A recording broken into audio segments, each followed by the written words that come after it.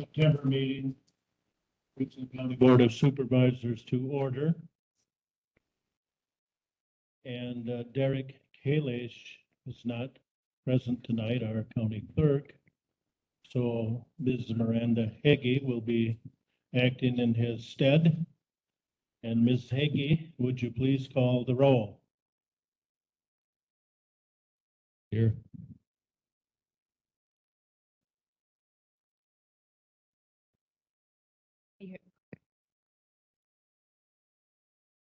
Didn't hear you. Sorry, Brewer, Here.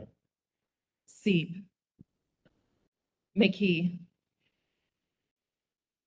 Renish, Luck, Manning, Gotchel, Glassburner. Here. Gentis. Here. Turk, Here. Cosgrove, Frank, Severson,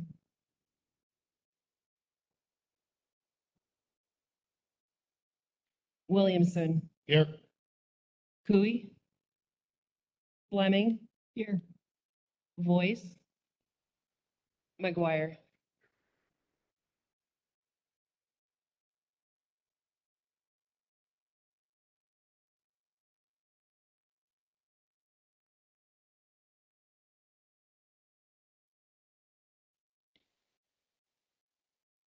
We have 15, sir. I beg your pardon? We have 15 members present. Yes. Okay, we have a quorum. We can proceed. I don't know if we have anyone here from the society ministers to do an invocation. Not seeing anyone. I would ask then Ms. Heggie to lead us in the Pledge of Allegiance. Please stand.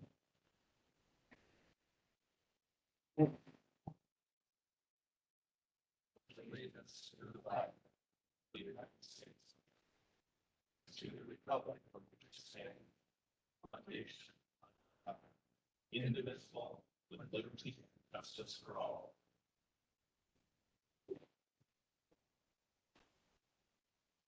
We have a 25-point agenda tonight.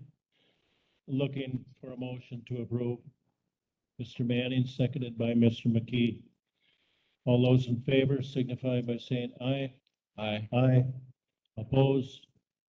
We have an agenda. The minutes of August 15th were published. Do we have any corrections or changes or anything to do with those minutes? If not, I'm going to declare them approved as published. Brings us to the first order of business, an appointment, County Board Supervisor, District 2, and CCS Coordinating Committee. And with us tonight is Mary Miller, and she has graciously stepped forward and said, I will finish out the term of Sean Murphy Lopez. And I believe, if I'm not mistaken, Miranda Heggie, that she is the only applicant for that position. Is that correct? Yes.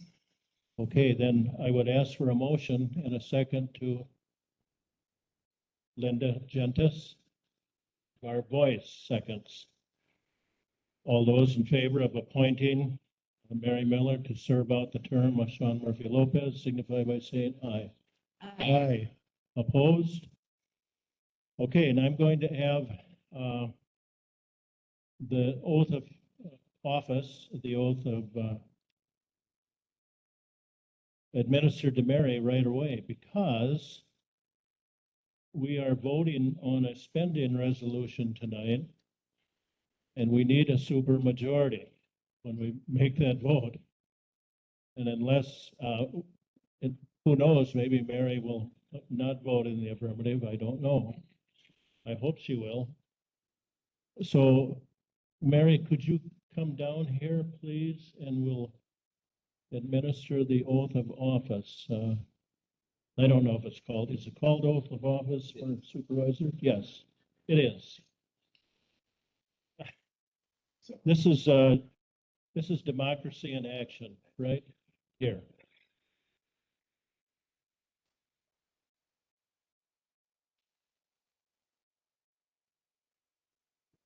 one you use. This is wireless.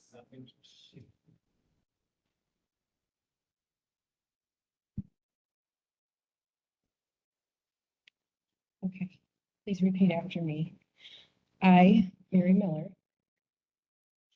I, Mary Miller, been elected or appointed to have been elected or appointed to the office of County Board Supervisor, District Number 2, the, well, the office, appointed to the office of District 2 Supervisor, but yet have not entered upon the duties thereof, what was the first part? but have not yet But I have not yet entered upon the duties thereof. swear or affirm that I will support the Constitution of the United States I swear or that I will support the Constitution of the United States and the Constitution of the State of Wisconsin, and the Constitution of the State of Wisconsin, and will faithfully discharge the duties of said office and will faithfully discharge the duties of said office to the best of my to the ability. best of my ability. So help me God.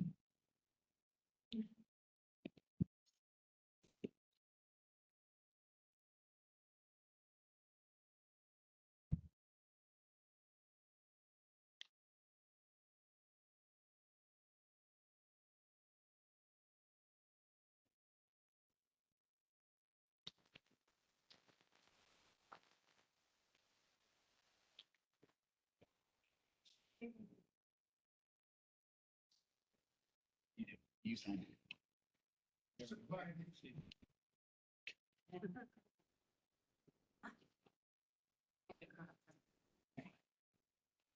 I think Mr. McGuire's making room for the newest board member beside him. You just watch what Mr. McGuire does, Mary, and you can't go wrong. Okay. Thank you, thank you. We have a section for public comment. Do we have anyone for public comment? Mr. McGuire?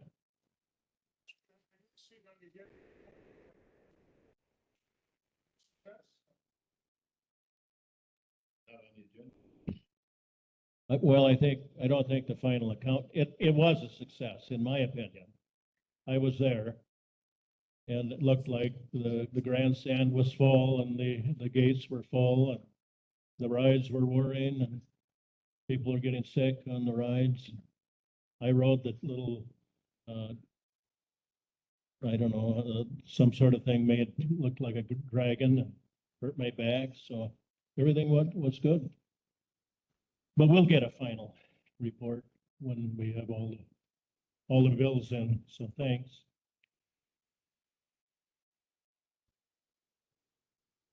Okay, we've got to back up. Attorney Wendell has reminded me that we didn't make the CCS coordinating committee, which Mary has graciously agreed to.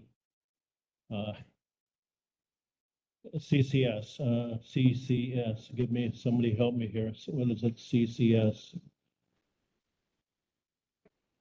Comprehensive Community Coordinating Committee. And Sean was a member of that, I suppose, and his vacancy leaves us with a vacancy. So if you'd be willing to do that, I'll ask the board. I think it involves. Go Mr. Chair, ahead, Ingrid, bless. so actually, this is not to appoint Mary Miller to this committee. We're just needing to redo so it's number 6C Oh, in the packet, and it has a list of the members. okay, I'm sorry. Okay. I ran aground there, so, okay. Mary, relax. Okay. So we have a list of appointments. And Administrator Pesh, do you have that? Okay, take it away. So for the appointments to the committee, Randy Christensen, Mackenzie Fisher, Elizabeth Yu, Marissa Baker, Dr. Gerald Barrett, Nathan McBain, Anna Carson, and Charlie Hillman. Okay, list of find applicants. So any discussion on that? If not, I'll entertain a motion to appoint all the names listed. Thank you, Mr. Sieb, seconded by Ms. Glasrenner. All those in favor signify by saying aye. Aye. Opposed? All right, we have the appointments made. I apologize for the clumsiness there. It's just the way it appeared on the agenda. Confused me momentarily. Okay, public comment, we're done with an initial resolution authorizing not to exceed $1,010,000 general obligation promissory notes for capital improvement projects. Ms. Hagee. Um,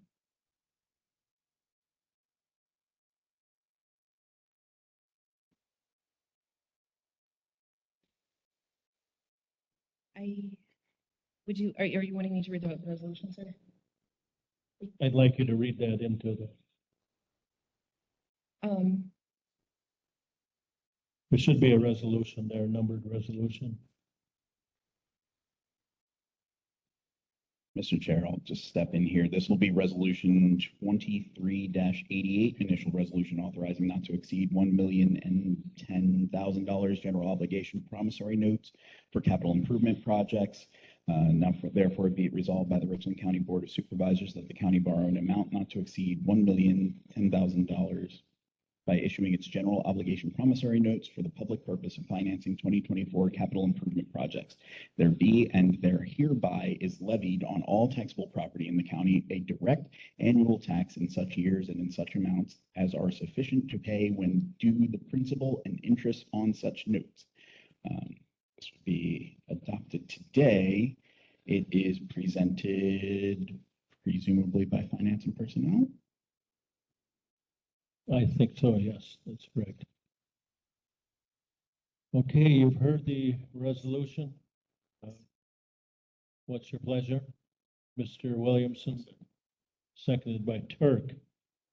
Discussion, this is something we have done now. I believe Carol Worth is the fourth time, and it has worked rather well for us. And it's a short-term borrowing package. It's not, doesn't add on to the long-term obligations we have. We pay it off in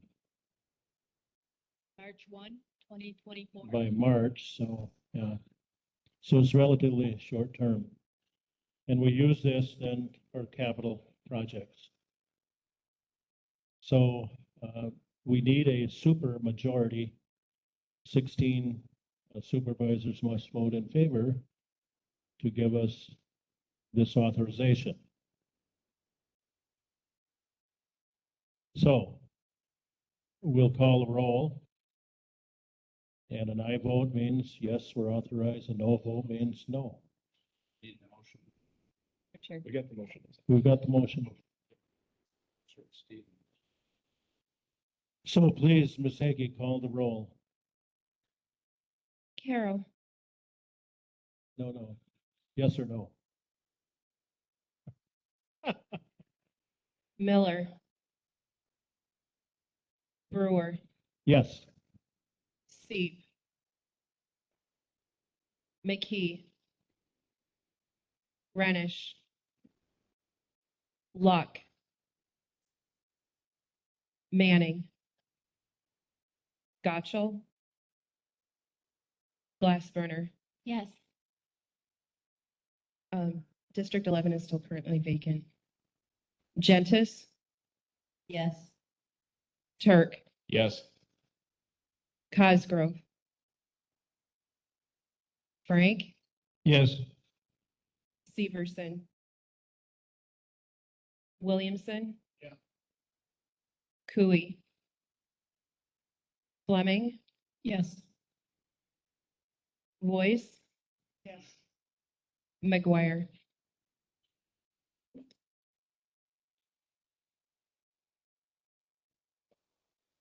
Yep. We have 16 yes votes. We have 15, 16. 16 yes votes. Thank you. So the resolution is adopted. Thank you for your attention and your attendance. The next order of business is a resolution approving a municipal advisory agreement with Wisconsin Public Finance Professionals Incorporated. And Ms. Carol Worth is here representing Wisconsin Public Finance Professionals. We know Carol, she's been to many meetings here. And she's here representing her firm tonight and asking for our approval to let her do this business for us. So can we read a little bit of that resolution, please? This would be resolution number 23-89. Now therefore it be resolved by the Richland County Board of Supervisors that approval is hereby granted for the municipal advisory agreement with Wisconsin Public Financial Professionals, LLC, a copy of which is on file in the county clerk's office and which is accessible on the county's website. And be it further resolved by the county board chair, Marty Brewer, and the county administrator, Candace Pesch, is hereby authorized to sign the municipal advisory agreement on behalf of the county. And be it further resolved that this resolution shall be effective immediately upon its passage and publication. This resolution was offered by the Finance and Personnel Standing Committee on 5 September of 2023. Thank you. And you've heard the resolution. What's your pleasure? Ms. Glassrunner, seconded by Ms. Fleming. Any more discussion necessary? I don't think so. All those in favor indicate by saying aye. Aye.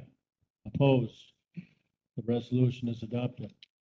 So Carol, do your magic for us. Get us the lowest rate possible, and I know you will. Thank you. Thank you very, very much. Thanks for making the long trip over. Watch out for deer on the way back. Be back in October. You'll be back in October? Yeah. All right. Thank you. Yes. Thank you. Okay. We have had the Becker Professional Services doing a study of the county for us regarding economic development. And with us tonight is Mr. Gary Becker and his daughter Katrina. And Mr. Becker would like to give us an update as to what has happened, what will happen, and the information was in your packet. And Mr. Becker, if you please. Thank you, Mr. Chairman.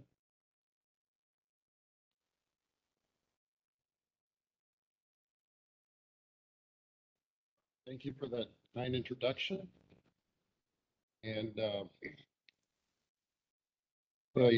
so the reason that I'm here tonight started with the City of Richland Center's recent decision to withdraw on good terms from the longstanding partnership to promote economic development for all of Richland County so that they could focus on opportunities within their municipality. Thank you.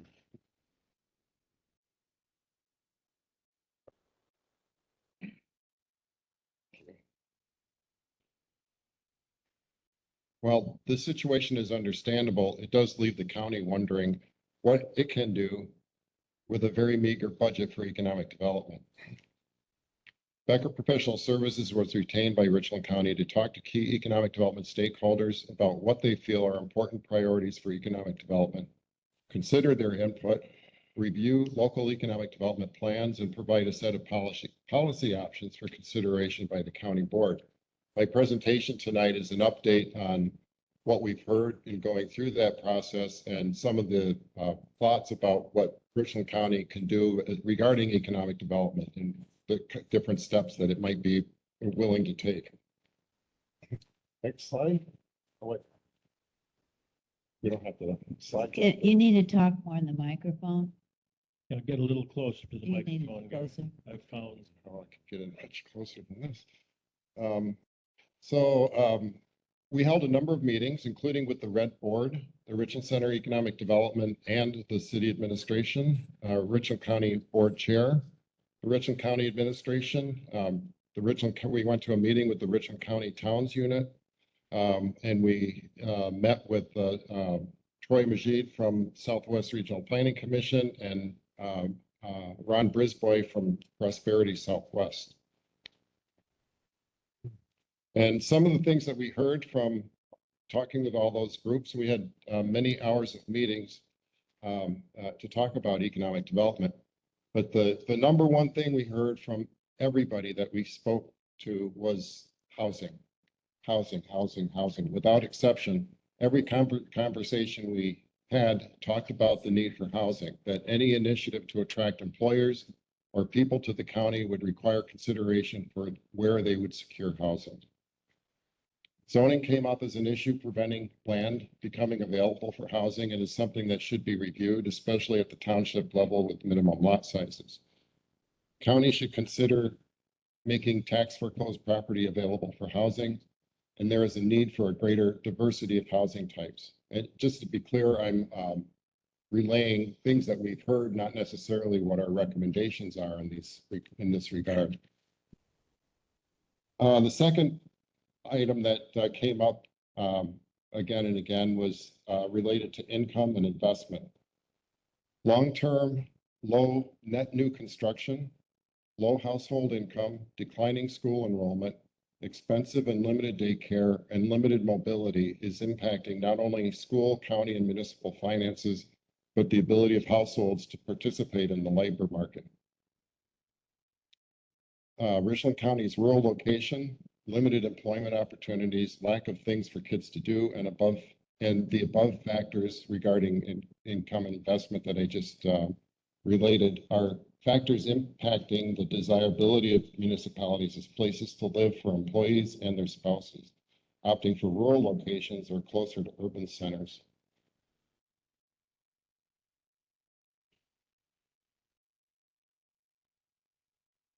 For economic development and tourism, economic development cannot be addressed without addressing housing.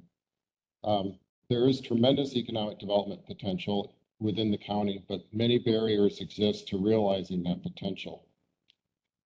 There are resources in the region to assist with economic development. The Southwest Regional Planning Commission has, oh, we're still not good. Sorry about that. In the slides that were sent out, there was an error on this item number 3, and I didn't read my notes correctly. I think it says Prosperity Southwest has a $100,000 revolving loan fund. It's actually Southwest Regional Planning has a $1.8 million revolving loan fund that's available for use for economic development. The other thing we heard a lot about was tourism and short-term vacation stays in the county are booming, and that's primarily impacting townships in the county, but also Richland Center and the villages. Townships are being encouraged to adopt room tax ordinances to help pay for maintaining roads. The City of Richland Center is interested in continuing to collaborate with the county on economic development, tourism, housing, TIF, and reuse of the UW Richland Center campus. Richland Center could be more aggressive and strategic in its use of TIF to promote housing and economic development. Southwest Regional Planning Commission has recently started offering services to municipalities in this regard. Efficiency of government. One thing we heard from a couple of people that we talked to is that we can't cut our way to a better place. We need to be focused on goals and priorities, working smartly and working in partnerships. The Southwest Wisconsin Regional Planning Commission is currently in the process of updating the county's comprehensive plan. And then as far as UW Richland Center campus is concerned, there may be EDA, WEDC, or specially allocated state funding available to fund studies, renovation, or reuse activities for the UW Richland Center campus. Generally, there is a 3 to 9 month lag between grant application and award of funds for both EDA and WEDC funding. And this could be a source of funding to do the kinds of studies we're thinking of are evaluations of the facilities or coming up with a master plan for the site or taking steps to understand what the next steps might be for that campus. In terms of policy options for economic development that we believe are appropriate within the context of our discussion is to use what available economic development budget the county has available. We've got 4 options laid out here. One, fund an economic development grant program. And this could be, $5,000 to $10,000 grants or forgivable loans to support economic development projects around the county. The county board would establish criteria for the award of an economic development grant and how often any given jurisdiction may apply. Richland Center Economic Development, Southwest RPC, and Prosperity Southwest all have experience administering similar funds and may be willing to advise or administer such a program for a fee. The second option we've laid out is to fund an effort to identify and prepare for development of housing on county-owned and tax foreclosed property in Richland County. And some of the things that the county might consider doing under this option would be to inventory county-owned and controlled property and its suitability for housing development, determine the development status and the cost to prepare suitable property for housing development, and determine how the county will want to transition the property to the housing market, such as should the county retain ownership or sell to developers, achieve certain objectives such as affordability. The third option we've laid out is to identify a 5-year economic development goal and bootstrap your way there by doing what you can each year. And some of the ideas for a long-term goal would be the reuse of UW Richland Center campus, perhaps an entrepreneurial and small business support program, more of a traditional economic development services approach, an agriculture development and diversification type program. Whatever topic is selected would require someone to develop a vision, a long-term strategy, and a work plan that would result in achieving an objective over a given period of time. The work plan would be tailored to the amount of funding available in any given year. Grant funding from multiple sources could be applied to this option. Reuse of UW Richland Center campus would stand the highest likelihood of securing outside funding. Local matches would likely be required.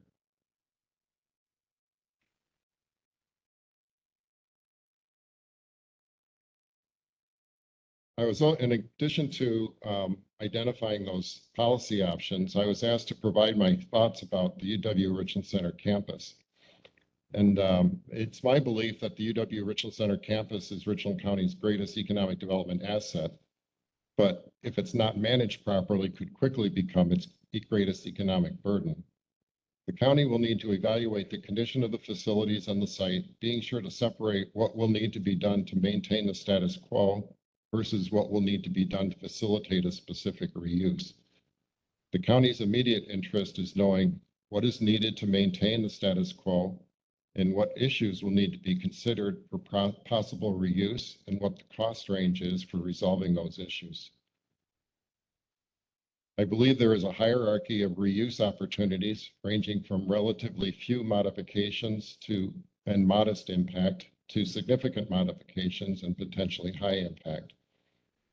The first thing on the list is the reuse of the site for education or training. The facilities are currently designed for this use and would serve to bring people into Richland Center for relatively short periods of time. Reuse as a corporate campus. The facilities may be renovated for the user or demolished and new construction by the user. This is an outstanding site for a small corporate campus for a company that identifies with or prefers small town rural settings. This could bring perhaps 25 to 250 well-paying jobs to the county. Develop the site for a mix of uses. A concept plan for developing housing on the site could bring interesting reuses to the buildings, depending upon the investment required to bring the buildings up to reuse standards. With the Simons Recreation Complex already serving an important function for area residents, additional housing could provide demand for complementary uses to reuse other buildings, such as the restaurant cafe and the former cafeteria. This site could be used to explore alternative housing types that may be more affordable but require greater participation and engagement with the residents. Some considerations for next steps regarding UW Richland Center campus. You should complete a site and facilities evaluation. I believe that that's moving forward in identifying service providers and costs. Identify a national and international real estate services firm that specializes in marketing institutional sites like this for reuse. There are many institutional sites on the market in rural locations. However, I believe this site can stand out among the others. And you should determine the cost and terms of engaging such a firm. And then prepare a request for an expression of interest in the reuse of the site. This document serves to provide information about the site and facilities to the market to solicit interest without requiring formal proposals as a response. The county would then follow up with a request for proposals for those expressions of interest it was interested in pursuing.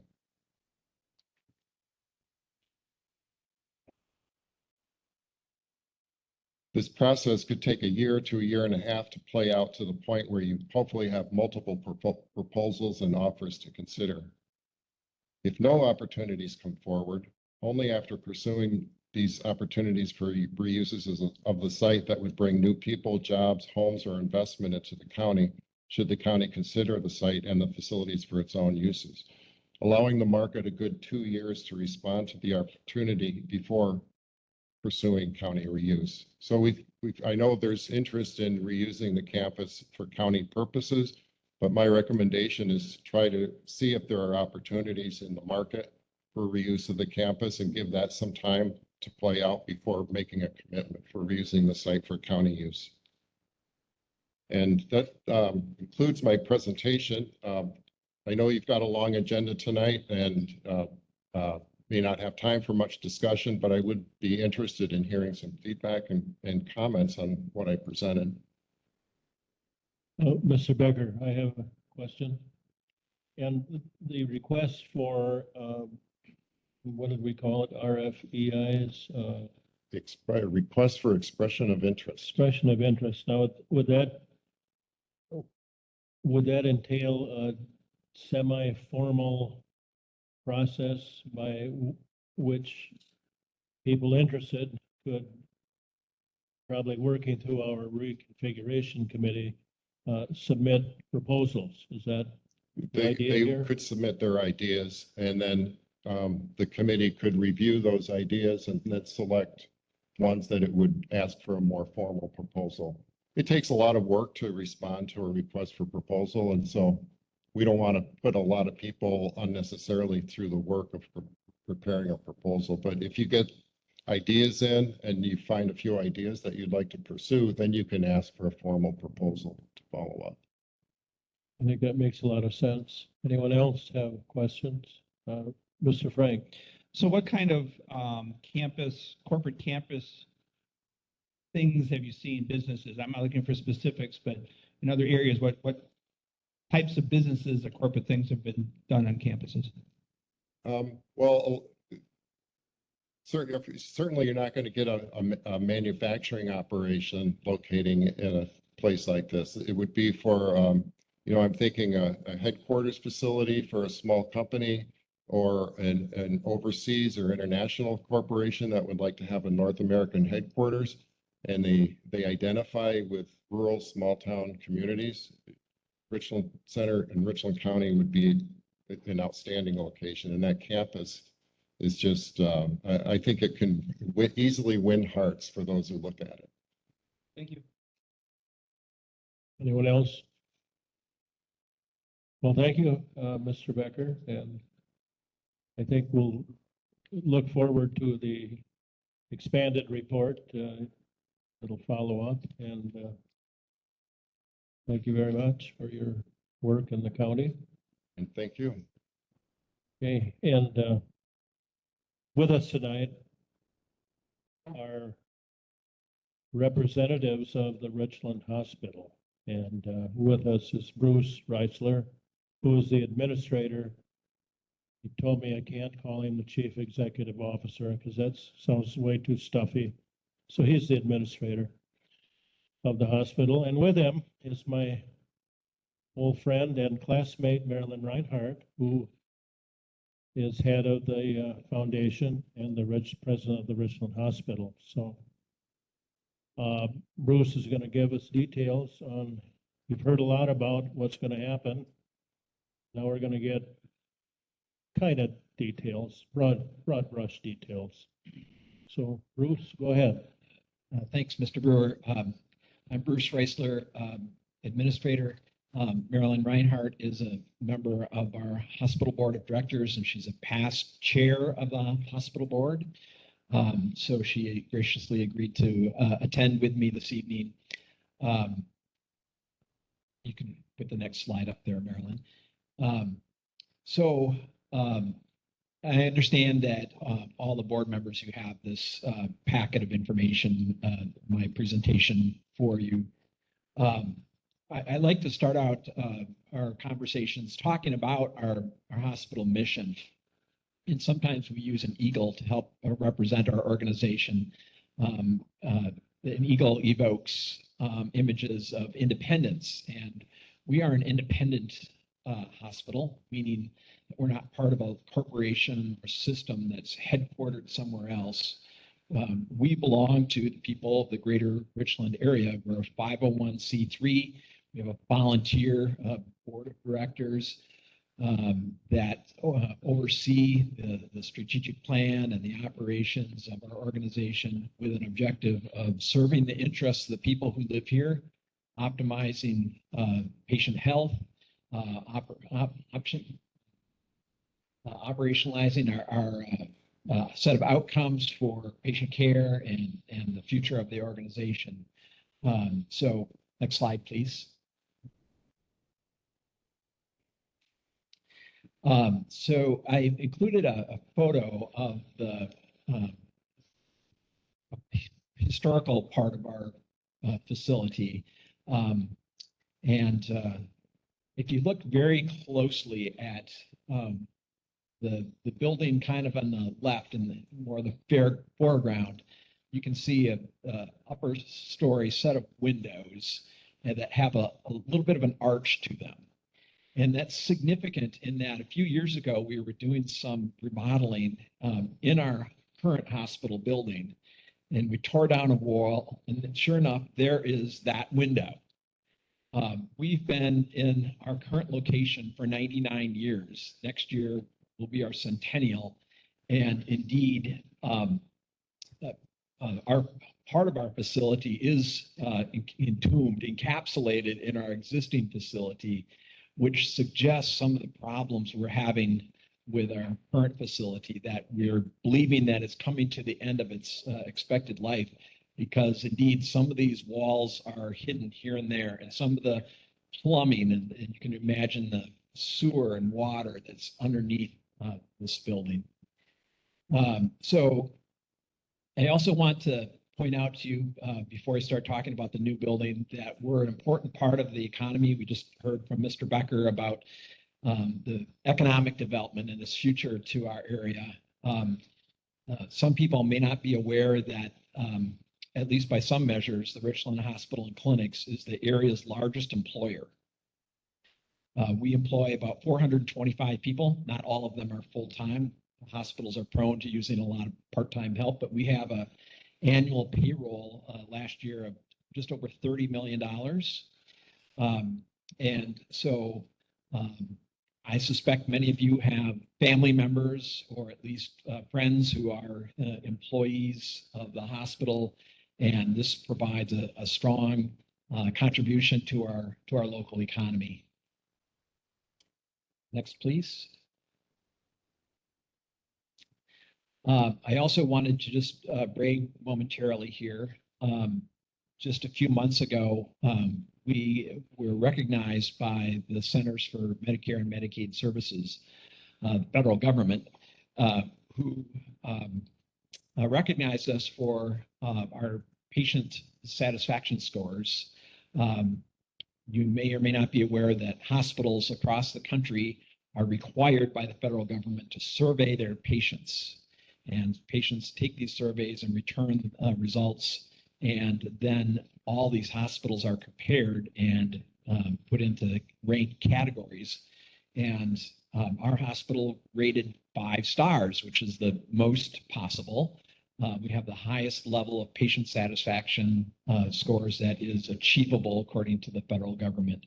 So it's we just want to say that our organization really proud of the services we provide, rightfully proud. We think, I think our patients recognize that the hospital does a good job and is an important part of our economy. So I'm here largely just, again, for informational purposes to talk about our plans to rebuild our facility. And the first question we typically get is why are we looking to rebuild? And in fact, this is a journey that we've been on for about 5 years now. About 5 years ago, we received a study from an architectural firm that we've long used that did an analysis of our building, stem to stern, top to bottom, looked at the way our building functions today, but also looked at the infrastructure, the building systems, and came up with 2 diverse pathways. One was to invest tens of millions of dollars in replacing building systems and redesigning, in some cases, existing space, but realizing that over the course of 100 years, and something like 9 or 10 substantial renovation projects and additions, we've used up every possible avenue of doing additional space, adding on additional space to our building. So we could take that pathway, and in the end, we'd still have a lot of compromises. There's a number of things that we can't change about our existing building. For instance, we can't put the MRI inside because the ceiling clearance between floors isn't sufficient, and we can't add an emergency department parking lot because there is no space, and we can't do several kinds of things. So we could take that pathway, or we could take the other pathway of building new, which was ultimately decided back in 2018, a recognition that this site has served us well, but it's after 100 years, it's time to move on and start over. There's a recognition that I've had in my long career that there's really never an ideal time to start a new hospital, because the life of a hospital is that they constantly are remodeling and adding on. Is there always something that you just did, meaning in the last 10 or 15 years, you just put on, in our case, we just put on, 15 years ago, it's been that long, renovated our patient care beds, our inpatient zone.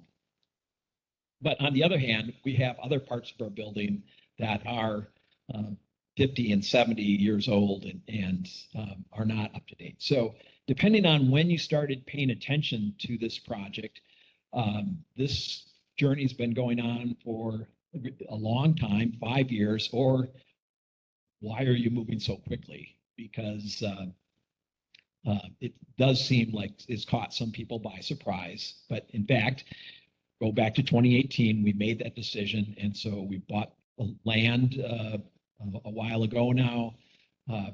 And oh, by the way, we had to contend with the Richland Medical Center and the Richland Hospital merging, and we had the COVID pandemic, and we had a major information system replacement project. So those have been speed bumps to slow us down in the progress to that. But earlier this year, our board made a decision that we wanted to hire a project manager to get us going through these steps. And so we've done that. And so consequently now, our project manager has helped us select an architect, and more recently select a general contractor, a construction manager.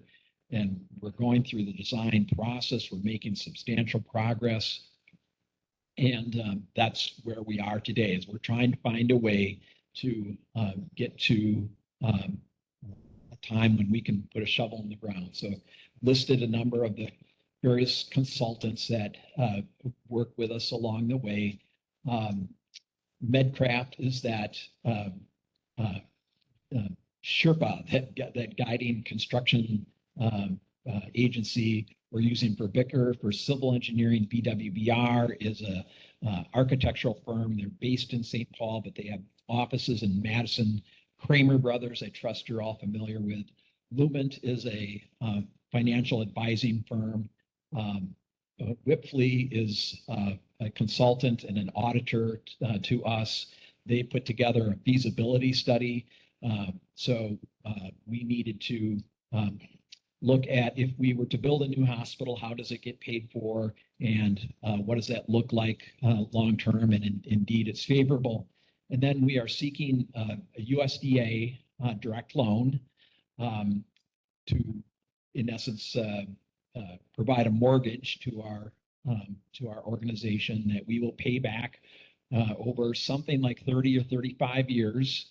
But the advantage of using the USDA is that they will offer us a competitive interest rate to a small organization. And we're, in spite of the previous numbers I shared, we're relatively small. They're rural-oriented organization.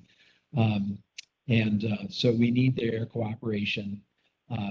It seems like our project will probably not get USDA approval by the end of the month, the end of the federal fiscal year, more specifically. And so this project and the direct loan that we're seeking is likely, though not definitively, going to be held up by the federal budget deliberations. Hopefully Congress and the president come to a place where we have a budget and can move forward. That is the process that we're going through. Next slide, please, Marilyn. So I have a number of anticipated improvements. You have your packets, so I'm not going to read those all before you, but in the end, we're going to have a reliable facility that improves patient care. It's going to be something that our community can be very proud of. It's going to enhance care in many respects. Chances are most people here are familiar, like for instance, with our emergency department, and that it's relatively small, and that it's difficult to achieve privacy at times because of its small size. Our emergency room is going to be something really wonderful that emphasizes privacy and sufficient space for family to be engaged in the care. Our emergency department volumes have gone up 20% in the last 2 years over previous volumes, so this is certainly something that we need. As to current state, we have completed a feasibility study. This is something that we can afford as our organization in a combination of growing services, which we have been late, and participation from the federal government and through the Medicare reimbursements. This is a very doable thing. Next slide, please. I want to assure everyone that we're getting a lot of input from our hospital staff. Most of us know something about running a hospital or providing excellent patient care. None of us have necessarily built a new hospital, but it's really important to have input from the people who are working in the building. And so we have that represented. Again, visioning is a set of outcomes that we're looking to achieve. I won't go through each of those in detail. Next slide. Then I have a diagram of the hospital, and I realize that's really difficult to decipher there. But basically, if you look at this, the building in the shape of a wide V, the inside angle there is where the front door is. And if you came in the front door and moved to our right, is where the clinic is and the hospital emergency department and things are to the left. It's a two-story building. This is the upper floor. And you'll see the upper floor is smaller than the first floor. Upstairs is where the patient rooms are, and also, I'm sorry. Yeah, so I take it for granted everybody knows that we'll be on the former co-tractor's site. The building, the V, if you will, is facing out toward Highway 14 East. So there's a large parking lot, if you will, in the upper right of that diagram. And behind us is the Pine River bike trail. The V in the building shape actually correlates to the property line that our lot is on. And then finally, this is just a conceptual diagram of what the exterior might look like. Just to give you an orientation, we're looking at the front of the building and we're kind of hovering in the air above where the helipad is likely to be, looking closely or most closely toward the emergency department. It's going to be a beautiful building. We're making considerable progress in designing different elements of it. We should have construction documents finished early next year. That Kramer Brothers, as construction manager, will seek to use as much local construction labor as possible. And is going to be a wonderful thing for our community. So I'm pleased to take any questions. Oh, I have a set of key points here. The one is that, again, people want to know why it is that we're doing this. And I think there's a lot of reasons. Fundamentally, we're trying to be fiscally prudent. We're trying to, instead of put good money into an old building, to start over, and because that is the long-term correct path to take. We're making decisions with input from all of our staff. We're going to maintain all of our existing services. There are no service cuts that we're anticipating, and it's something that we're all going to be proud of. Thank you for your time this evening. I'd be happy to take any questions. Otherwise, on the last slide there is a reference to our hospital website where there is a frequently asked questions page on our website, or else you can email community relations and we will respond to those. Sir. Will the clinic be housed in this building? The clinic and the hospital, we operate them as one entity, so we're all going to move together.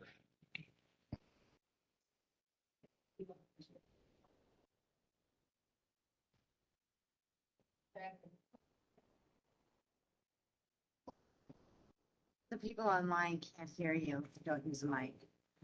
I know you're new. It's right up at the top. Oh, yeah. Oh, I was just saying that the thing that we hear out in the public is that the old full tractor area is oil and, the land has been a problem out there in the past for other people. Yes. Could you just tell us how you bypass that kind of? Certainly, so the question is about possible environmental contamination, and this was a concern that we were aware of prior to purchasing the facility, and so we did several environmental studies, borings of all over the site, worked with the DNR and the EPA, and basically because the site has been not used for years and years and years, there is scant evidence of any contamination residing at this time. What there is not going to be disturbed because we'll be putting parking lot over it.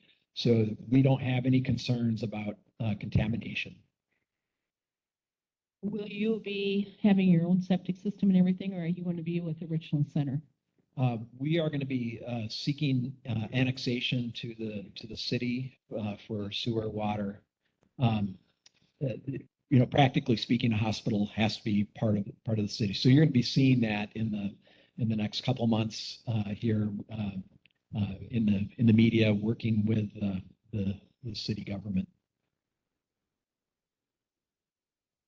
And another consideration, Bruce, is the traffic, the roads, how are people gonna get there? It's kind of tough right now to even get there, so that's all gonna be taken care of, right? Yes, as a matter of fact, I believe the city of Richland Center is contemplating or has committed to paying for a traffic study along that stretch of Highway 14 so they can get a reading of how many cars. You know, we have typically maybe up to 400 patients a day come through our doors on a busy day, so it will create a lot of traffic. And then be next to Walmart, again, highly trafficked zone. We have our concerns about making sure that US 14 remains safe, yet accessible to us. And we're looking forward to getting the results of the traffic study that the city is seeking to do. Thank you, thank you. Anyone else? Okay, well, thank you very I- much. Mr. Chair, Yes, Mr. I McGuire. got a two-part question. I don't know what all your project partners do. I know, I recognize some of the names. I don't, but you mentioned something here. You have $115 million budget, right? Yes, sir. Okay, and then I've heard you say that you are already having Kramer Brothers perform some sort of are you going to take a $115 million project and just hand it over to a building contractor without putting it out to bids? We are using a construction management approach. So we have already, our board of directors has interviewed large construction management firms that had to present what they. Well, I mean, you're not answering my question, sir. I'm getting there. Okay. So it is a construction management approach with an open book. So the work that Kramer Brothers is going to perform, you know, they need to seek subcontractors on a bid basis. If they self-perform, they have to compete against people who bid for the work. Okay, I find that answer somewhat vague, but we'll just leave it for now. My other question is, everything you've talked about is all about some things about the present hospital that are not too attractive or functional. And everything about the new hospital is very attractive and very functional. But I haven't heard one word about it, maybe a 10-year study about actual patients that come into this hospital. Is there a serious need for this hospital based on numbers of people that come here as patients? Yeah. So how could I answer that? I would say our hospital, you know, we do market share studies, if that helps answer that question. And in our primary service area, we know that about 50% of anybody who resides in our service area who is hospitalized over the course of a year is hospitalized in Richland Center. Now you say 50%, that doesn't sound like a lot, but consider all the types of care that are only received in larger hospitals.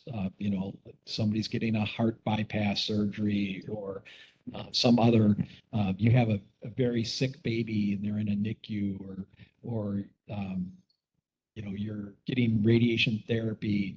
Those are services we don't offer. So 50% mark is pretty good for inpatient. On an emergency department basis, if you looked at people from the Richland zip code, the last time I looked, anybody from the Richland Center zip code who used an emergency room over the course of a year, 88% of those ER visits were at our hospital. So I think we have a lot of popular support for our organization. Services are used, and you know, we're a thriving entity. So And then you start to think about the converse. If our hospital didn't exist and then that 30 million in payroll didn't exist here, all that money would go elsewhere. So I think I think on a lot of ways, having a local community hospital is very justifiable. I hope that answers your question. Once again, I like to just deal in numbers, not about the future. I don't want to talk about the future of this hospital. Sure. I want to talk about where the present hospital has been for the last 10 years. Sure. Well, we're going to set a modern day record for the number of surgeries done in our hospital this year. We're on track to do that. Our emergency department visits are higher than ever. And those are numbers that indicate that more and more people are selecting our organization for care. I think if you look at the demographics All right, we'll leave it there. of our county, and we're not getting younger. The county, the fastest growing population segment of our county is over age 65. So I don't know if that necessarily equates to more hospital visits. I think it does. And so this care is extremely important to the community. So I thank you for your presentation. Thank you, Marilyn, for running the clicker. Thank you. And okay. I jumped ahead a little bit with Becker's, and now I have the hospital. So I noticed Melissa, Cheryl talking to you before. Petitions for zoning amendments received. What do you need? Well,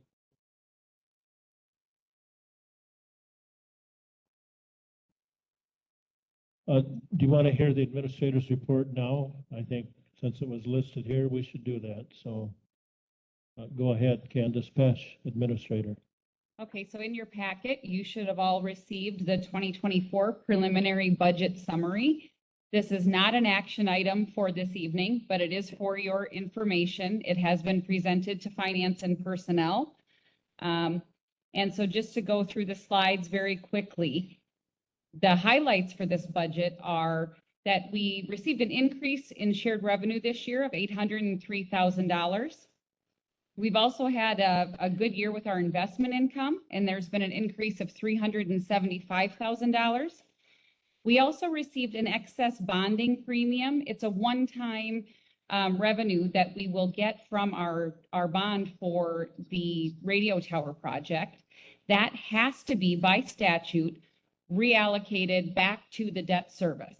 But that will offset our normal expenditures for debt service by $321,899. You will also note in this budget that we are not using any fund balance, we are not using any contingency funds, and we are not using any ARPA dollars.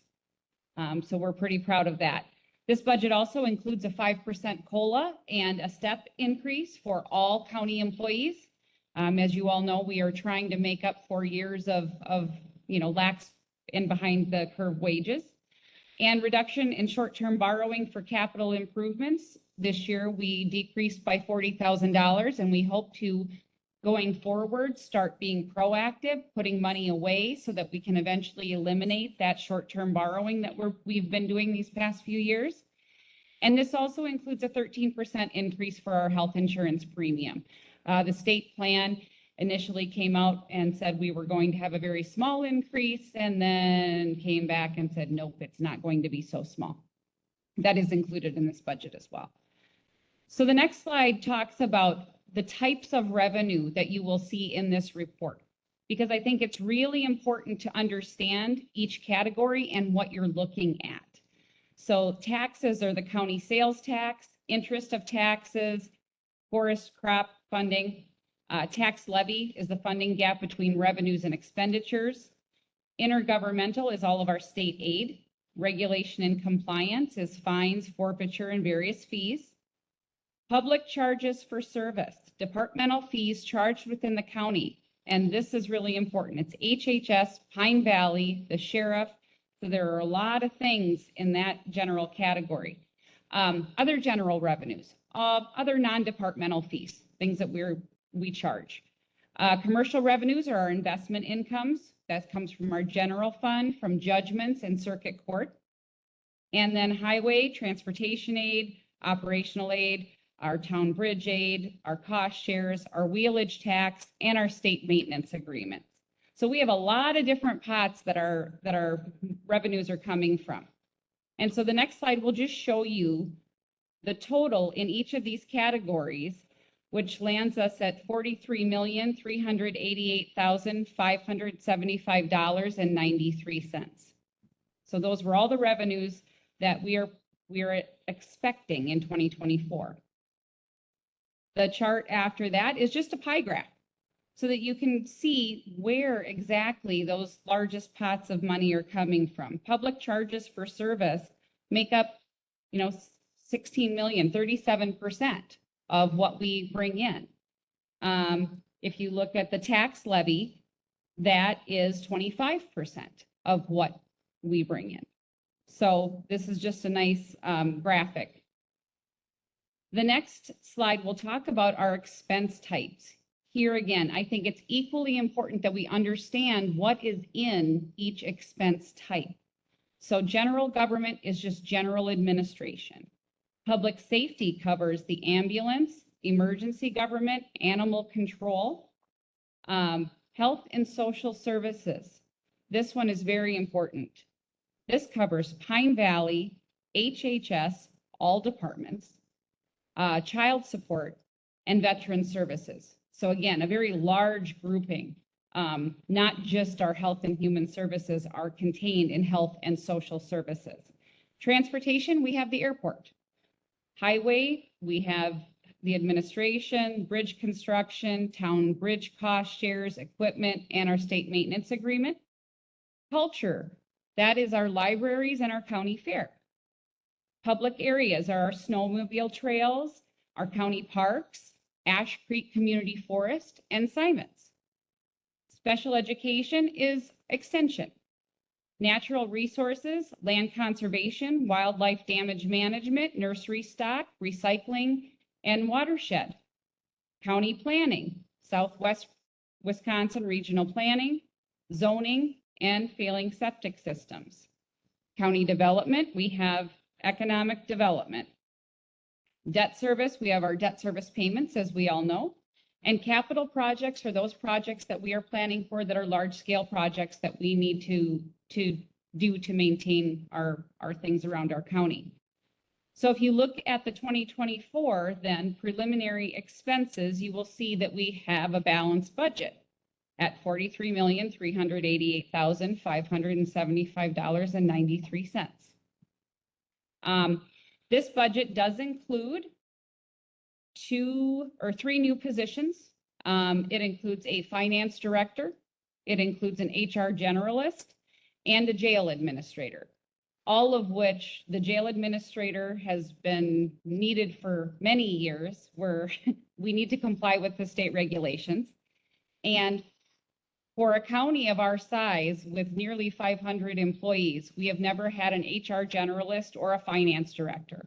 And I think those are critical in the operation of a county. And those were also things that were identified in your strategic plan as necessary to ensure that we are operating as efficiently and as effectively as we can and to best serve our citizens.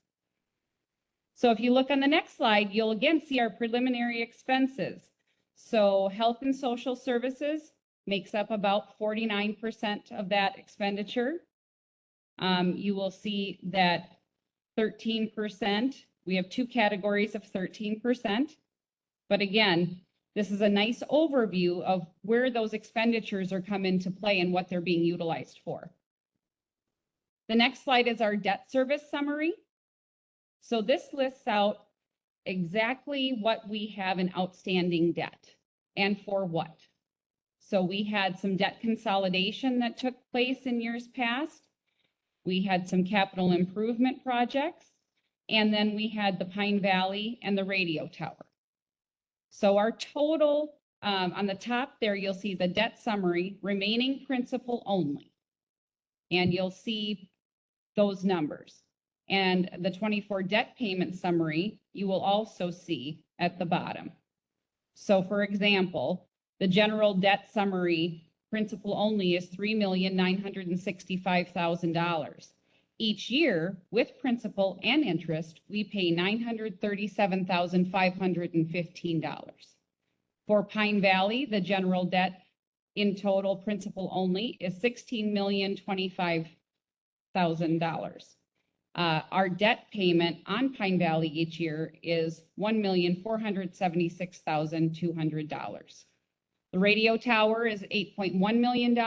We will not start paying on that until 2024, and that will be $388,842.36. And I believe that's a principal or an interest-only payment.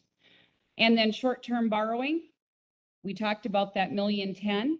It's a very short, we take it out and then we pay it off in March. And with the interest on that, we will pay $1,022,625. So that's a picture of where our debt service is at. The next area is levy by department. We often get asked, how much does this department cost the taxpayer? And so this is where everything is broken down and you can see what percentage of the levy correlates with a specific area. So dog licensing fees, they're 0.13% of the levy. The sheriff's office is 37.19% of the levy. Emergency government is 0.47% of the levy. So this is a good illustration so that all of you can see exactly which services are taking some of that levy and how much of it is being utilized. So with that, that is the end of our budget presentation. This is, again, a very broad overview, but it gives you a chance to start looking at it and developing any questions that you might have and then bringing them forward so that we can address them or answer them. Okay. Additionally, to go on with my report, I have been asked by Trish to discuss drivers for home delivered meals. So this program has about 60 individuals who receive home delivered meals on a daily basis. There are 6 different routes. Each route takes about an hour. The majority of the drivers are volunteer, and they're able to receive 51 cents per mile in mileage reimbursement. We are sorely in need of drivers out of the Richland Center site. You can deliver as little or as much as you'd like. And if there's a cancellation of school due to inclement weather, meal deliveries are canceled, so you're not expected to be out in adverse weather. And so if you are interested, please reach out. If you have friends or family members that you think may be interested, please reach out to them. And then you can reach out to the ADRC and speak with them to get started. And then in place of my monthly normal briefings here, you'll all notice that you're starting to receive a weekly update in your email inbox. I just think there's too much that goes on a daily and weekly basis to try to cram it all into one little report once a month. So this is my way of trying to increase communication and transparency with all of you to keep you involved into the day-to-day happenings, inform you what's going on with other committees. So I encourage you at any point, if you have thoughts, ideas, questions, or concerns, please reach out to me on any of those items and I'll be glad to meet with you. Additionally, I did invite all of you to schedule some time with me for one-on-one meetings. Now that we've kind of got the budget settled in a little bit, I have a little bit more time, not a lot, but I would love to take that time to meet with all of you and hear what your priorities are and any concerns that you have, any thoughts or suggestions. I would really appreciate the time. So reach out to me and we'll see what we can do to get something on the calendar. And also, yes, the survey. So you all received the handy dandy survey here.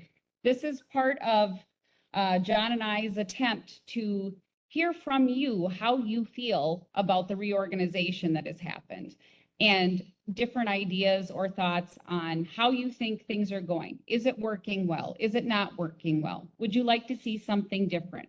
So this is our jumping off point. So if you haven't already, please complete the survey and return it to either John or myself. And we'll compile the results and then we will bring them back to you for further discussion. That's all I have, Mr. Chair. Okay, thank you, Administrator Pesh. That's a lot.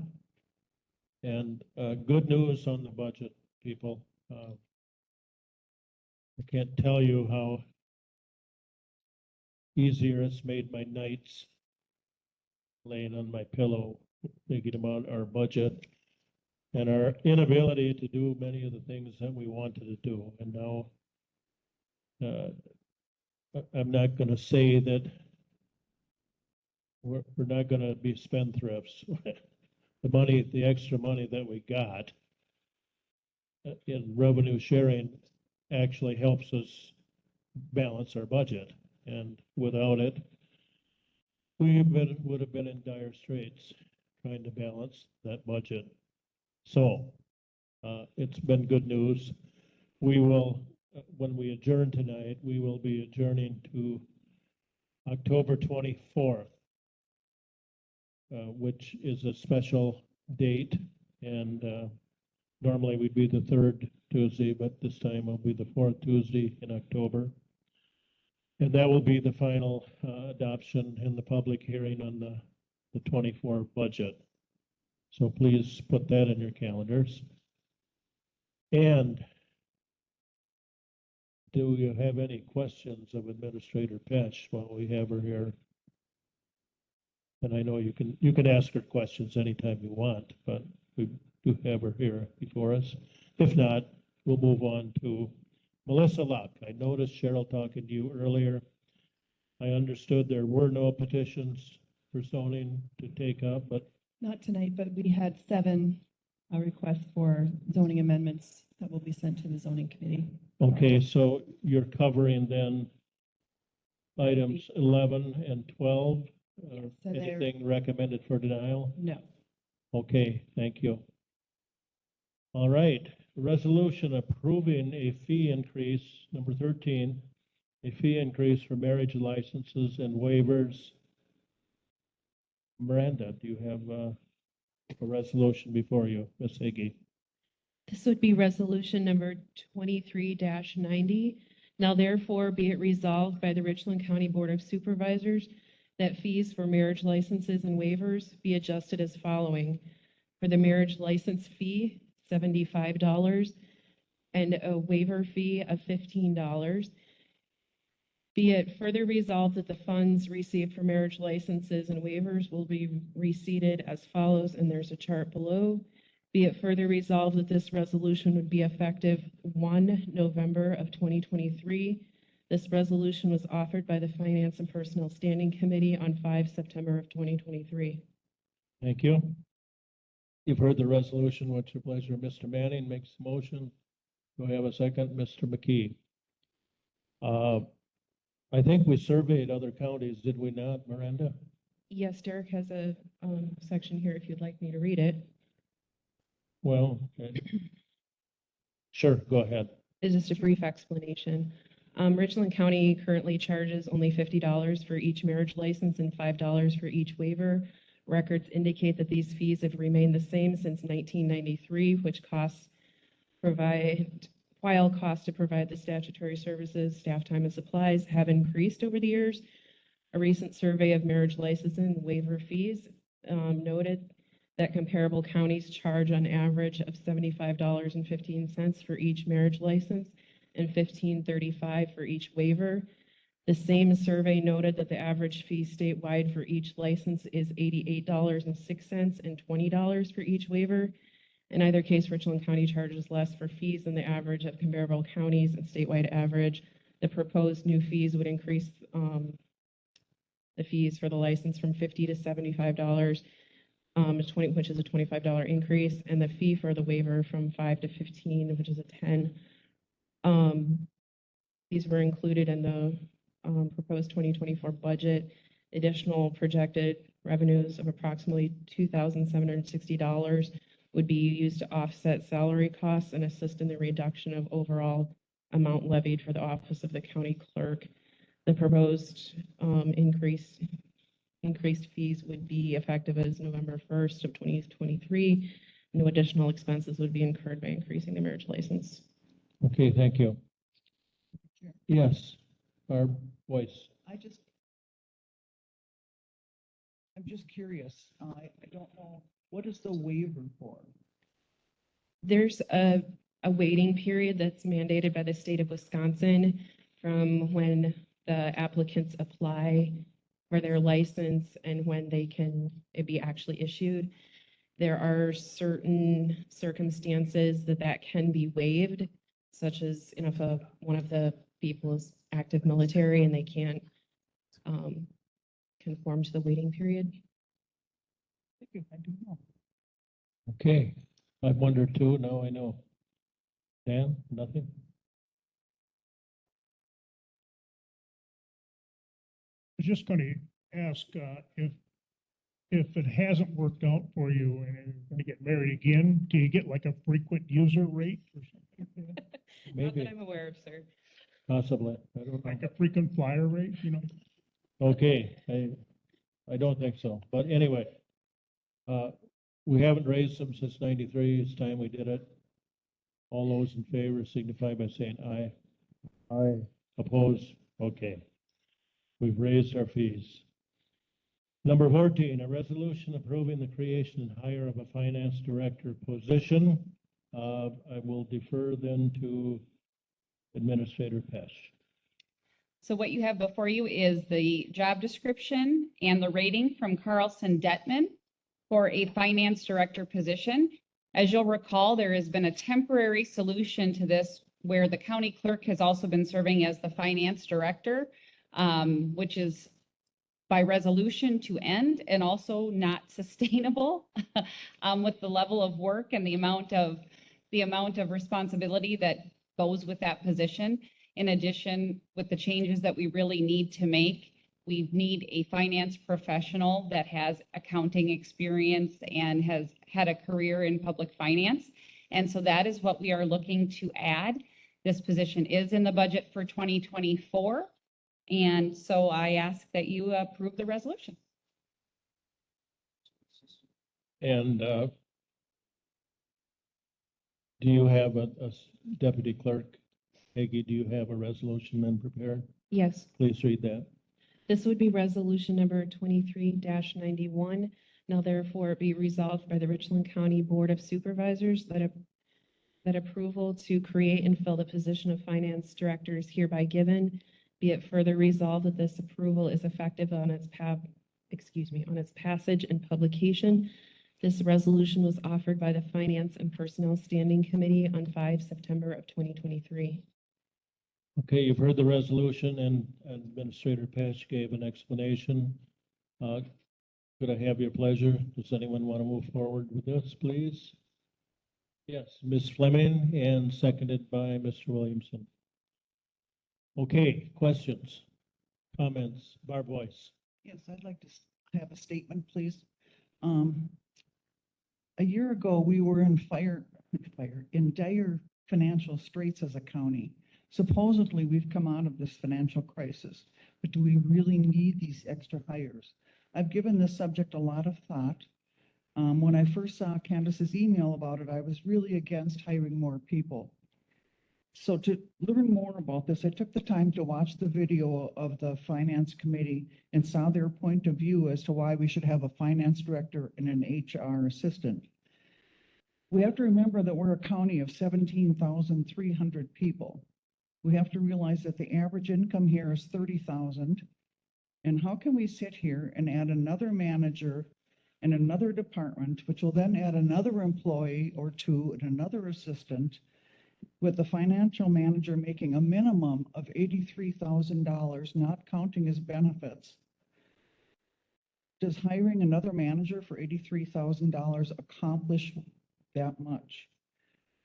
Especially when he's going to need an assistant, a secretary, and then, another financial genius. All this for a county of 17,000 people. And next, we as a board hired Candace for our new administrator. She has extensive experience in HR, and that was a plus for us. Now she needs an assistant for HR, and again, that assistant will probably need an assistant, and we'll have to find offices for all these people and money to pay them all. I was always taught that when a job is created, one must prove their value by either making money or saving money.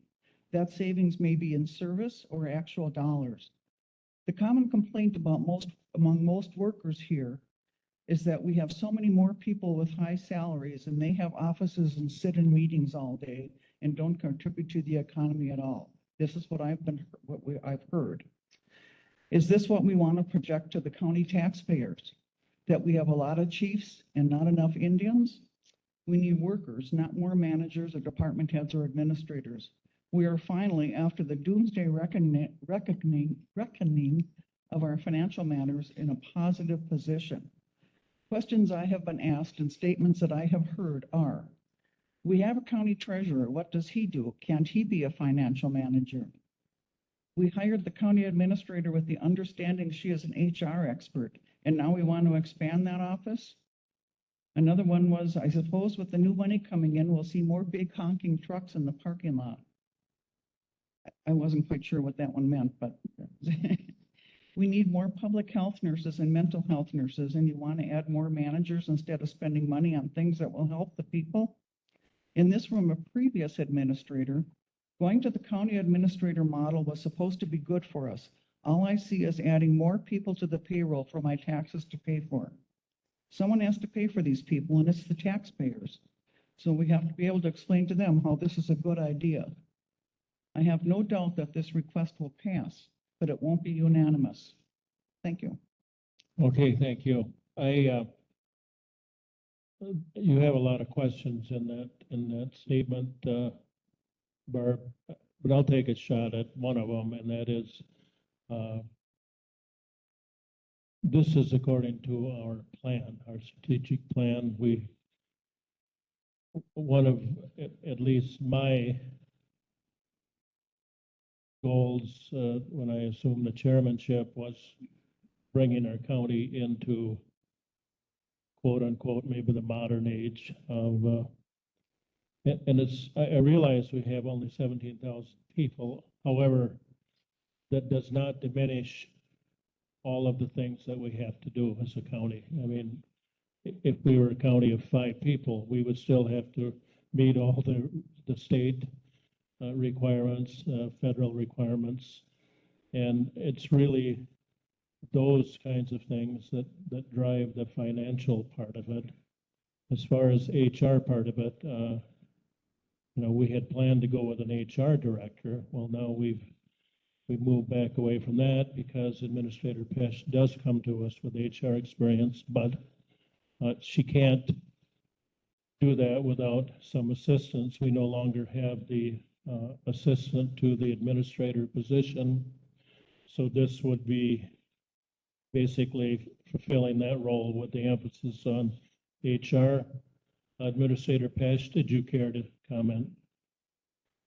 Yes, so I hear what you're saying, but unfortunately, when you have an organization with 500 employees and millions of dollars routing through, it is imperative that you have adequate staff with the expertise to ensure that we are performing what we need to do according to the statutory and federal regulations.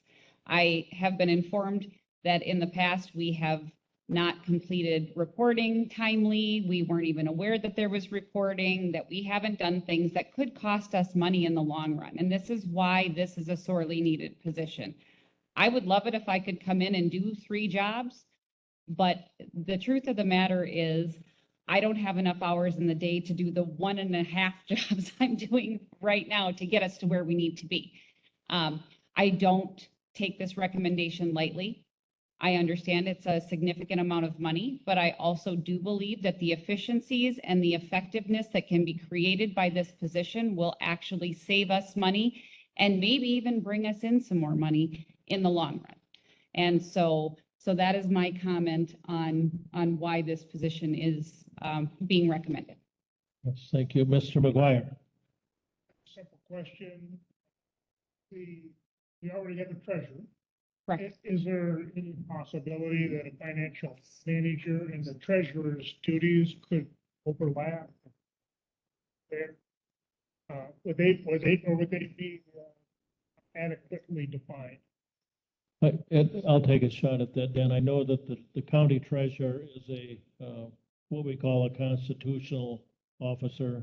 They're elected and their duties are prescribed in state statute.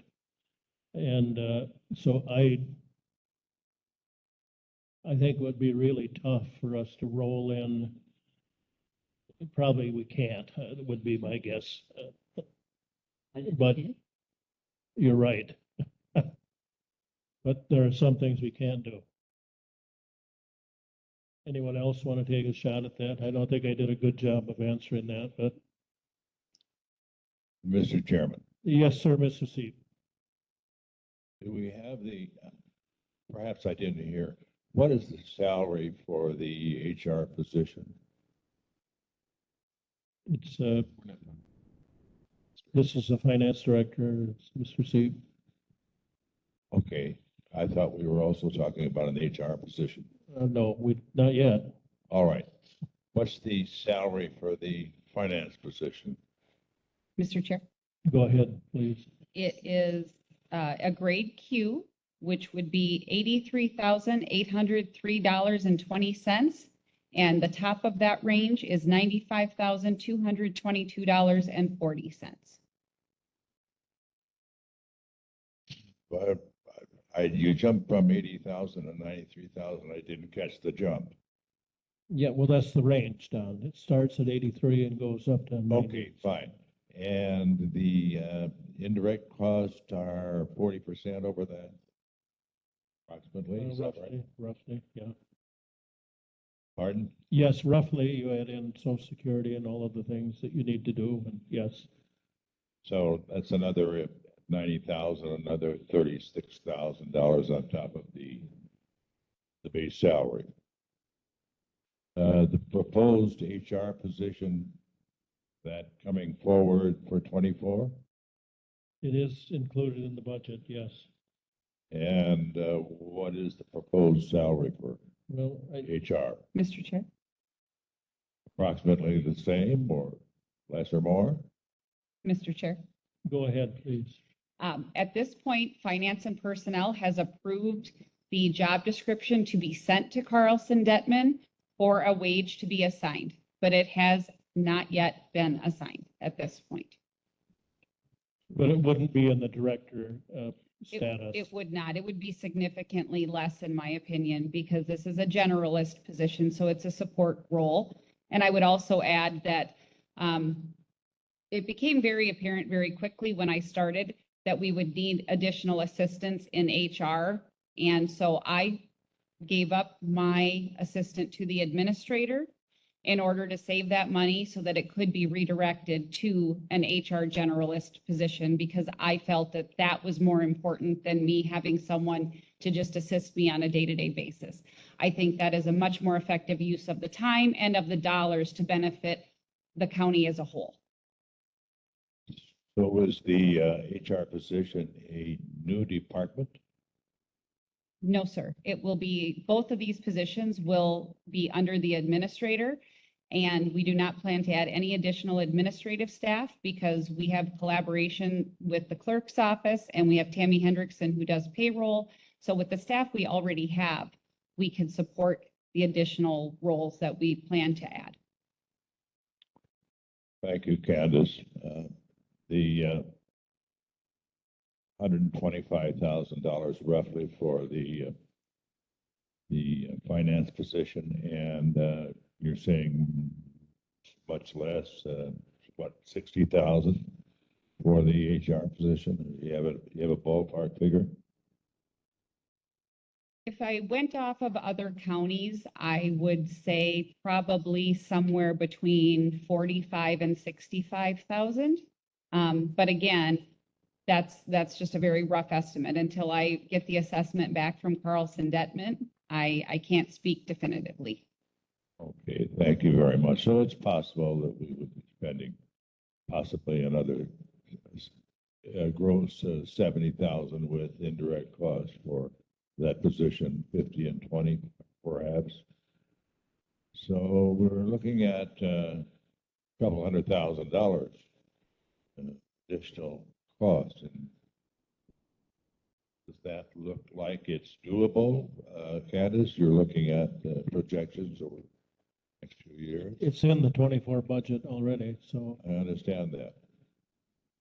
Yes, sir. It's in the budget and it is sustainable over time. As you'll see, if you look a little closer at the budget or when we put out the additional information, we actually, for the first time, have additional monies that we have to assign to our capital projects and to do some other things that we haven't been able to do in past years. So no, this will not be an unsustainable decision going forward. Thank you, Candace. It concerns me somewhat.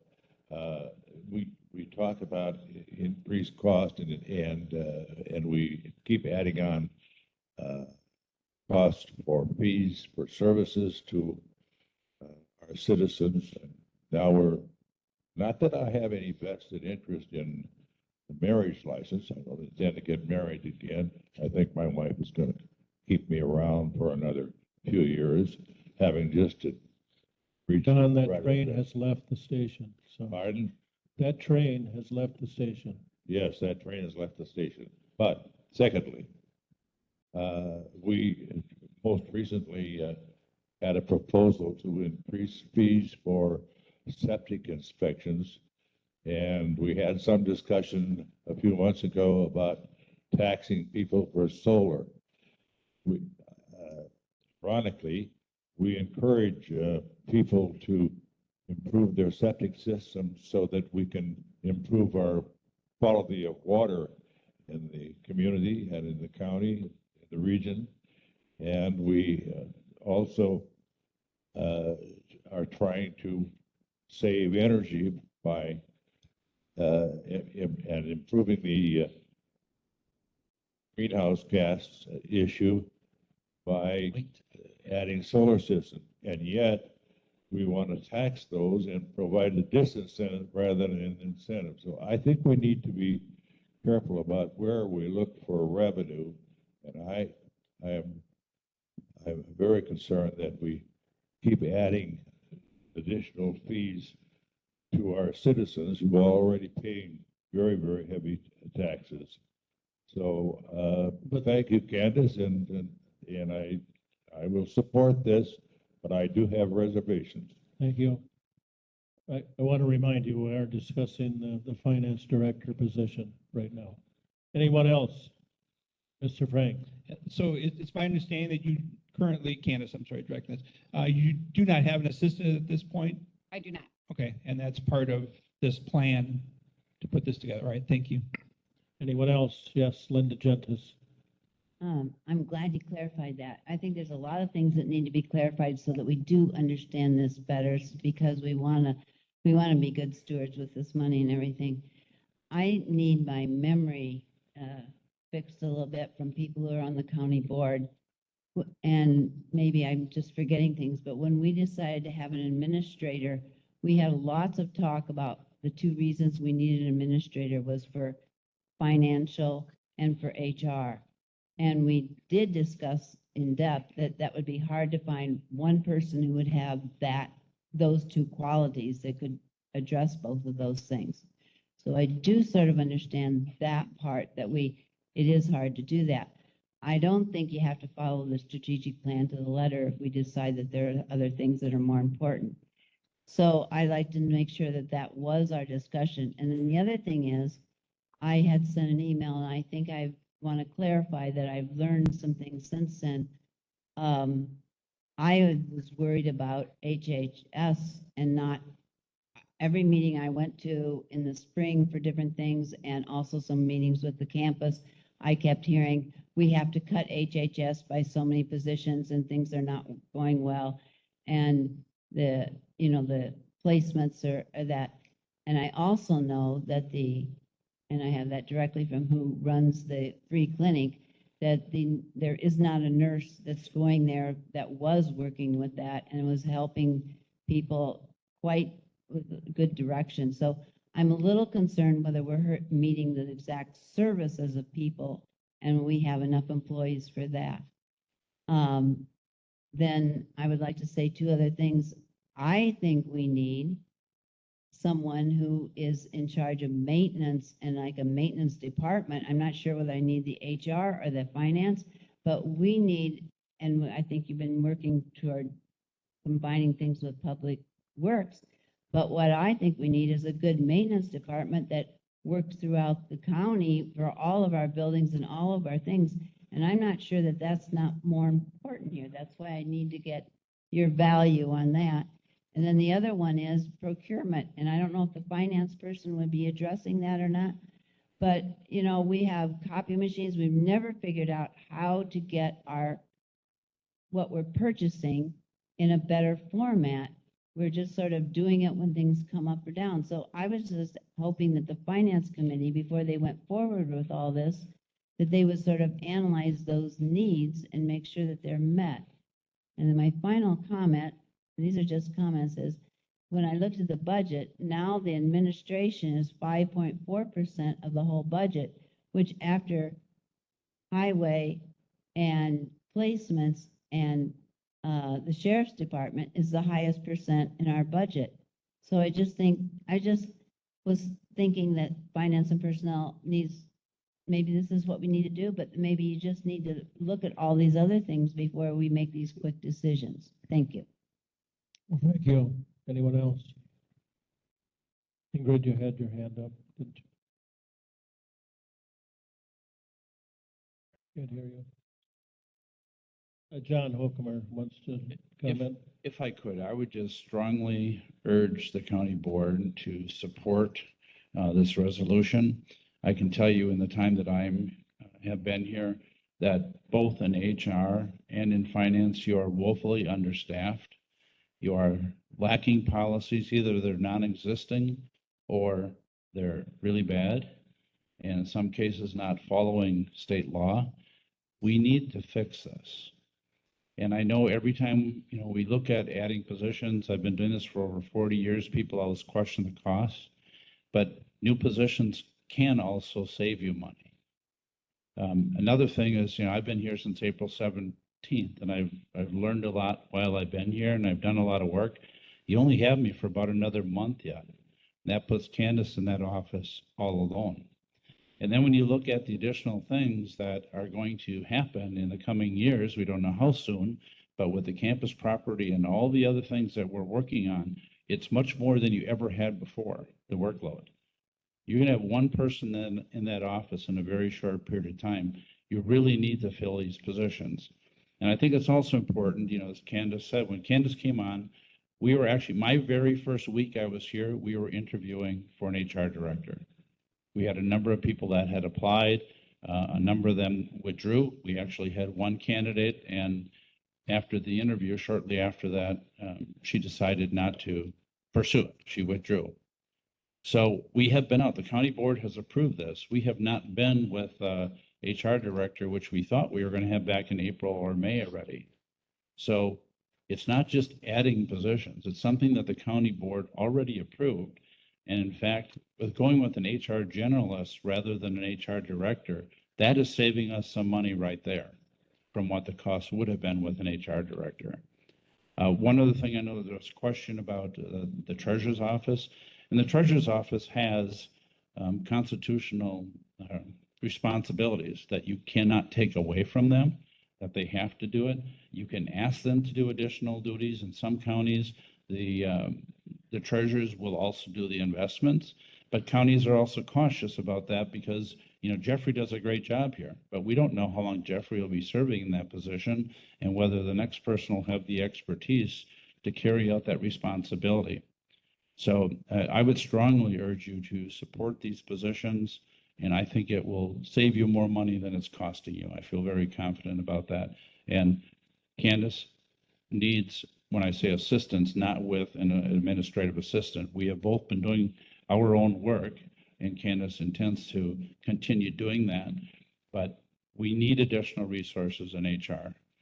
Candace, with the other responsibility that she has, and Tammy with just one person handling all the other issues, it is woefully understaffed. So again, I strongly encourage you to support the resolution. Thank you. Anyone else? Ingrid?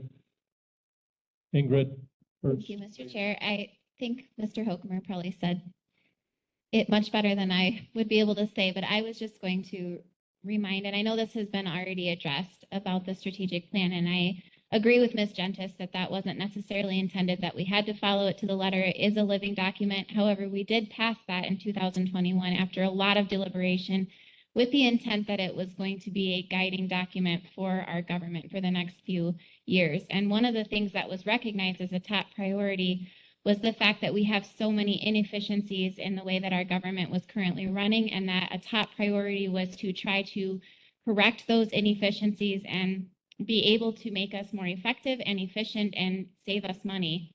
And part of the problem with creating a financial director position over the following years after that was the dire financial straits that we were in. So it was a bit of a catch-22. We can't add a position because we're in such dire financial straits, but if we could have that position, we might be able to actually help our dire financial straits. And so now here we are in a year where we can actually be able to add that position. I just think that it makes us one step closer to what our goal was in correcting a lot of where we were at and where we want to be. Thank you, Mr. C. Yes, Mr. Chair, I don't want to give the impression by my questioning that I am casting doubt or aspersions on this proposal. I fully support it. It is our responsibility as representatives of the people, as board members, as supervisors, to ask questions and have them resolved in our mind. In no way are my comments intended to plant doubts. I support this, and I agree with Mr. Hockheimer that there certainly is a need for both of these positions. I know that we're just voting on one tonight. I don't want my fellow supervisors here to think that I'm speaking in opposition, or that I'm casting doubt, or that I have deep reservations. We should have concerns, because that's our responsibility to oversee, to practice our duties of oversight as county board members. I support this proposal, and I want to reemphasize that, and I will vote in favor of it. Thank you. I'm gonna, yes, Ms. I'll be Jones. very quick. We were talking about the campus and me having more work. You know, my proposal is you're going to need someone hired there to get that thing organized. And that's why I'm feeling that I'm not really maybe against this, but I think you still need to review all the things that we need. I couldn't agree with you more, so. Okay, I think I'll call a roll vote on this then. And we'll see where we are.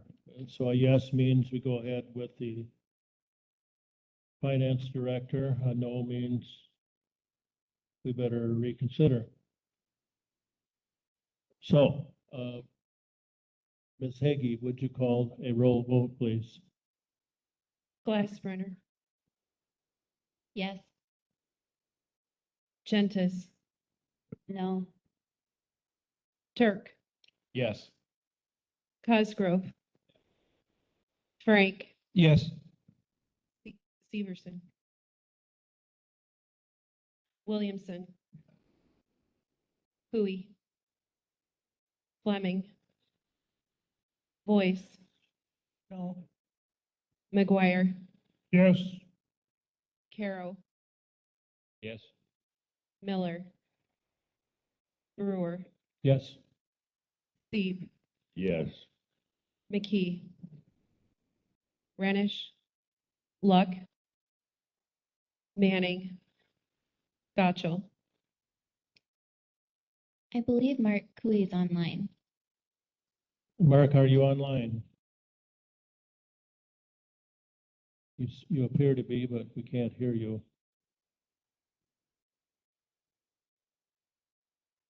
Okay. Can you give us the results of the roll call vote, please, Ms. Hagee? We have 14 yeses to 2 nos. So the resolution passes, carries. So thank you.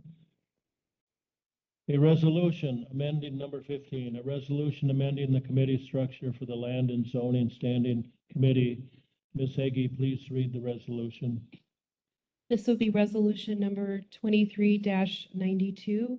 Now therefore be resolved by the Richland County Board of Supervisors that approval of this amendment will bring the Richland County Board Committee structure document into compliance with state statutes.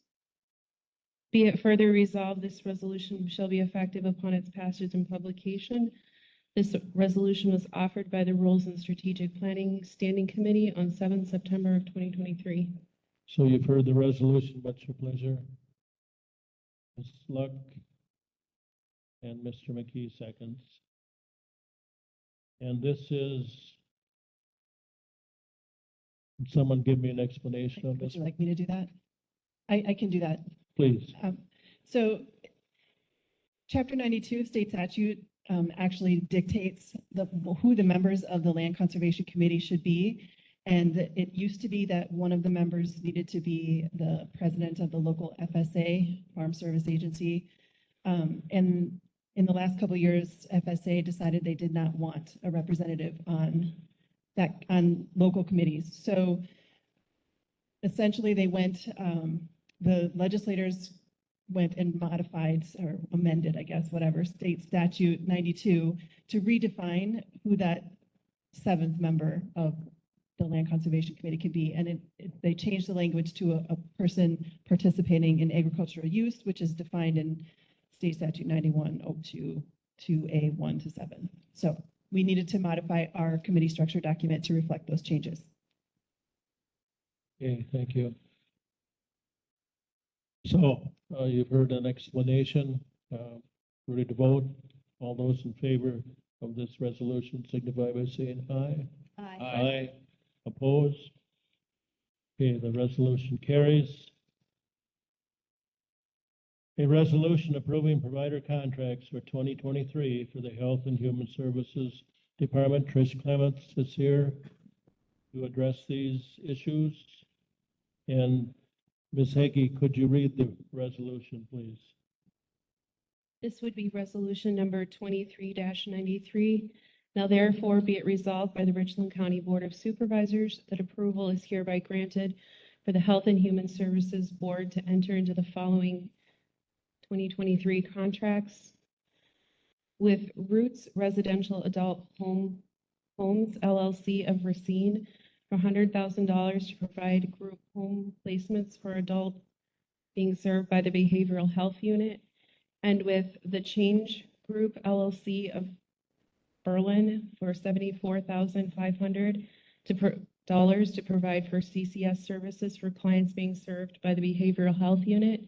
And be it further resolved that the Health and Human Services Board is hereby authorized to amend any of the above contracts by not more than 15%. And be it further resolved that the Director of Health and Human Services, Ms. Tricia Clements, is hereby authorized to sign the above contracts on behalf of Richland County in coordinates with this resolution. And be it further resolved that this resolution shall be effective immediately upon its passage and publication.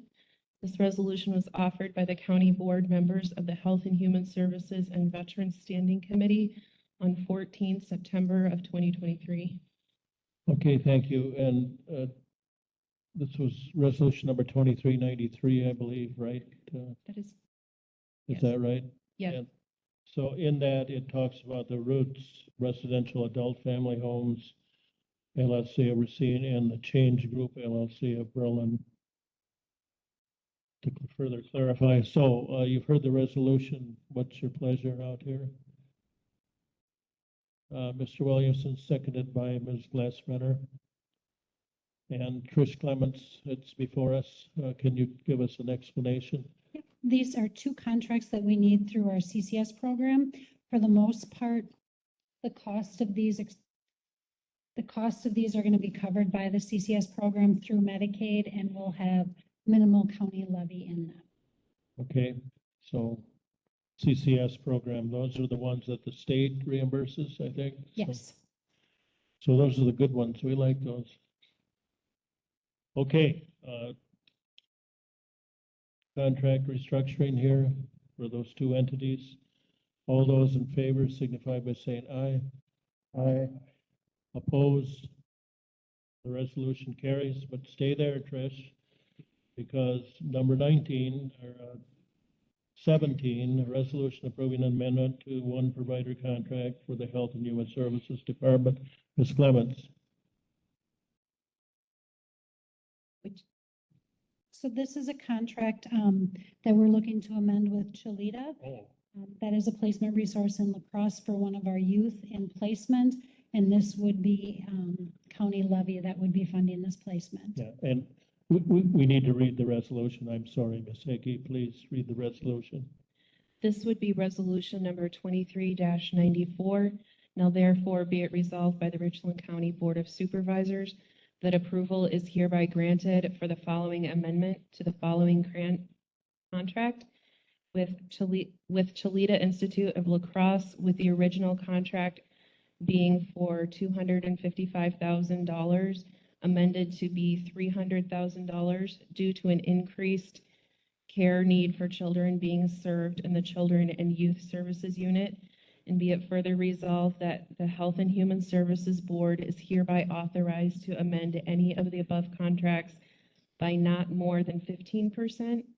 Be it further resolved that the Director of Health and Human Services, Ms. Tricia Clements, is hereby authorized to sign the above contracts on behalf of Richland County in accordance with this resolution.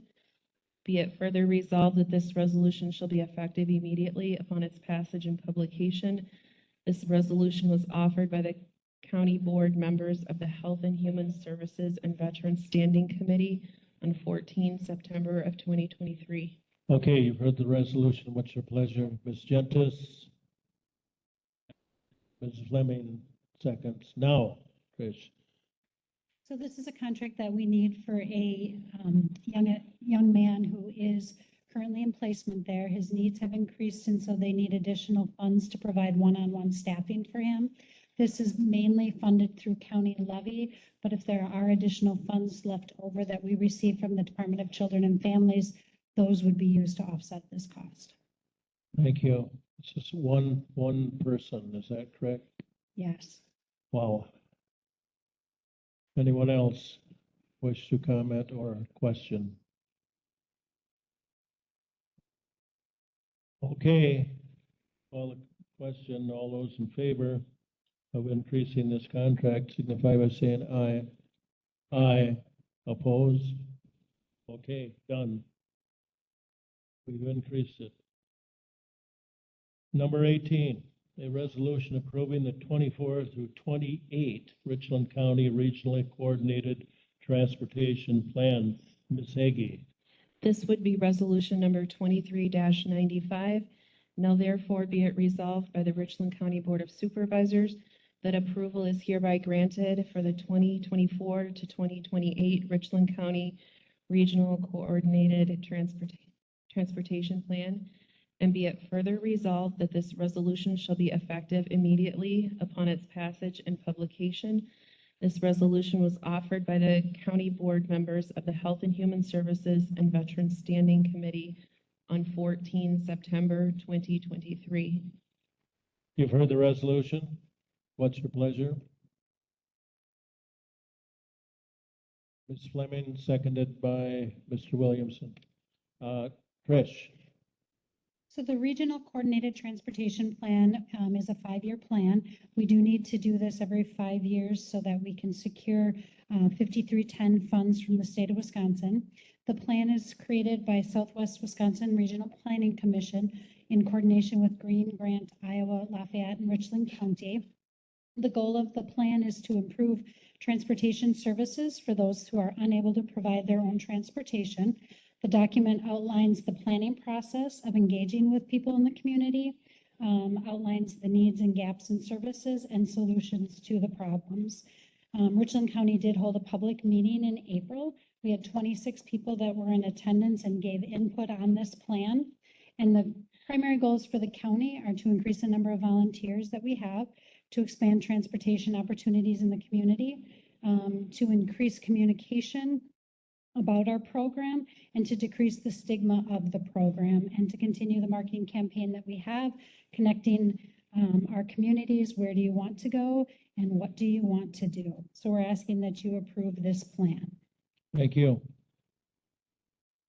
All those in favor of approving the regionally coordinated transportation plan signify by saying aye. Aye. Opposed? It is approved. Thank you. Resolution approving the Department of Health and Human Services applying for and accepting a treatment alternative and diversion grant, TAD grant. Ms. Hagee. This would be resolution number 23-96. Now therefore be it resolved by the Richland County Board of Supervisors that approval is hereby granted for Health and Human Services to apply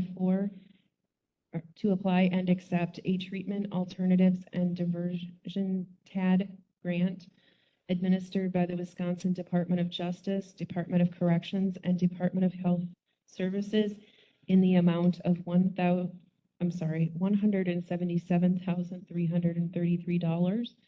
And be it further resolved that the grant requires a $43,333 county match up to $28,523, of which will be cash funding, and $14,810 will be in-kind match. And be it further resolved that approval is hereby granted for the grant funds to be spent in accordance with the terms of the grant, and the Director of Health and Human Services, Ms. Tricia Clements, is authorized to sign on behalf of the county and any documents necessary to carry out this resolution. And be it further resolved that this resolution shall be effective immediately upon its passage and publication. This resolution was offered by the county board members of the Health and Human Services and Veterans Standing Committee on 14 September of 2023. You've heard the resolution. What's your pleasure? Mr. McKee. Need a second? Mr. Cosgrove, second. Is Mr. Carroll trying to make a second? Don's got that big screen up there. I can't see you, so I'll learn to look around it. Okay. This is a grant, a TAD grant, and Trish, can you give us an explanation? Yeah, these grant funds support our treatment court. Right now we have, I believe it's 14 people enrolled in treatment court. And ultimately this does serve the community as it does give people treatment and keeps them out of our jails as long as they are safe to remain in the community. Okay, thank you. It's the ultimate treatment. Add to that really quick, Mr. Chair. I Yes. just want to say also that since this program started, there's been, I believe, a 0% recidivism rate for the participants in this program. Thank you. That is good news. Great news. Okay, so it's doing some good. All those in favor signify by saying aye. Aye. Opposed? Thank you. Thank you, Trish. You can go back now to that place up on Highway 14. Okay. A resolution recognizing the retirement of an employee of the Health and Human Services Department. Ms. Heggie. This would be resolution number 23-97. Now therefore be it resolved by the Richland County Board of Supervisors that the county board hereby expresses its sincere appreciation to Ms. Karn Schuff of over 33 years of dedicated service to the Richland County, and be it further resolved that the Richland County Board wishes Ms. Karn Schuff a long and happy retirement, and be it further resolved that the county clerk shall send a copy of this resolution to Ms. Schuff. Be it further resolved that this resolution shall be effective immediately upon its passage and publication. This resolution was offered by the county board members of the Health and Human Services and Veterans Standing Committee on 14 September of 2023. You've heard the resolution. What's your pleasure? Mr. McKee. Seconded by Mr. Carroll. All right. Got him on the record. He was here tonight, so we got it. Okay, Trish, this is recognizing a long-term employee. We've got a lot of those folks, and they're leaving because they're getting retirement age. All those in favor of this resolution signify by saying aye. Aye. Opposed? Resolution is adopted. Now brings us to closed session. Okay, so I will entertain a motion to go into closed session. Mr. McKee, seconded by Fleming. All those in favor of going into closed session signify by saying aye. Aye. We are in closed session. It'll take us a moment to. Okay, we're back in open session. Ms. Hagee, do we have any correspondence to share with the board? Sorry.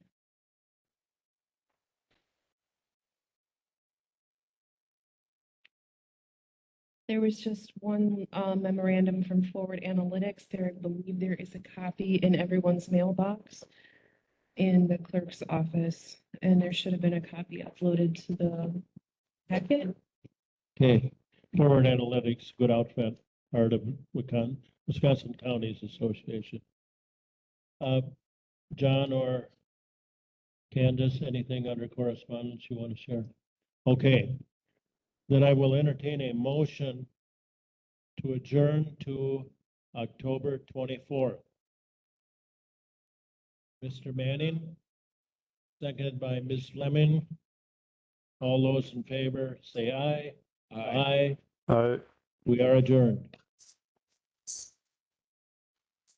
Good night, Mark.